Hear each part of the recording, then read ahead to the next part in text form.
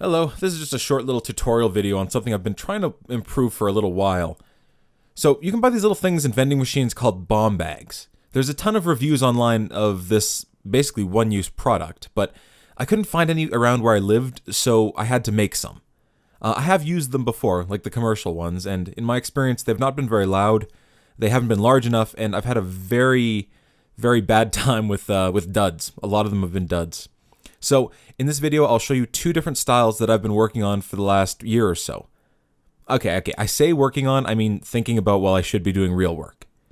Okay, let's go. Both styles require a few basic ingredients. First is the bag. I recommend using aluminized mylar, aka silver chip bag material. It's just that the stuff that chips come in. Baking soda. Concentrated vinegar. I get mine from a World Food Store down the road. Or citric acid, which I get at the pharmacy, but it's very easy to find at a Middle Eastern store under the name lemon salt, or health food stores under the name citric acid or citrate. Or, you can just order it by the ton on the internet, whatever. Will regular vinegar work? Sometimes I've had problems with purity, and you'll have to use a lot of it, because the stuff I use is about 10% acid, and the standard stuff's about 2 to 5%. Next, you'll need a bag sealer. My parents have had this one for ages. I'm not sure where they got it, but you can find them at the thrift store for pennies. And that's pretty much it. For this first design, you will also need a sandwich bag and a zip tie. Using the bag sealer, make a pocket with the mylar. Then, spoon in a quantity of equal parts citric acid and baking soda, or if using vinegar, just baking soda. Then pour water or vinegar into the sandwich bag, again depending on the design. Twist the bag until taut and zip tie. Trim the zip tie and the exposed bag, then place the bag into the pouch and remove as much air as possible. Heat seal the open end, and you're done. To activate, simply break the internal bag.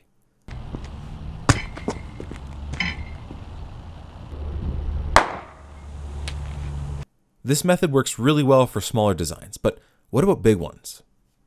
The second design is a bit more challenging, but almost infinitely scalable. First, you need to create or find a friction lock.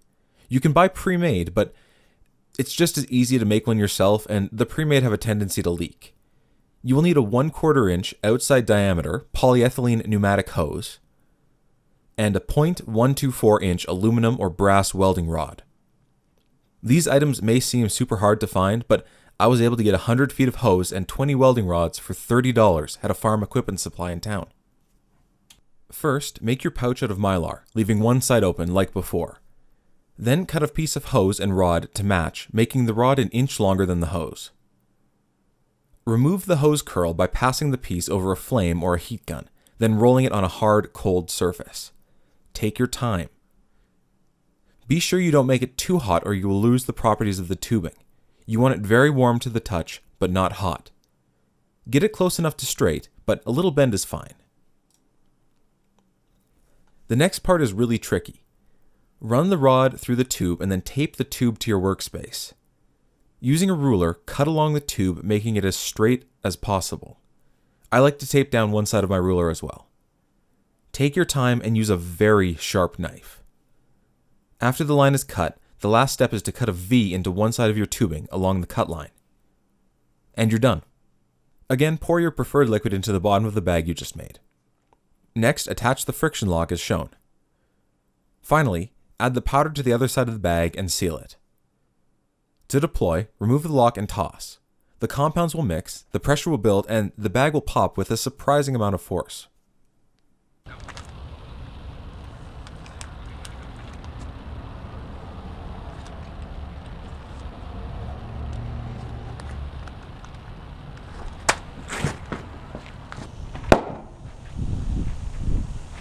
Now, keep in mind, these are just some of the things you can do with this design.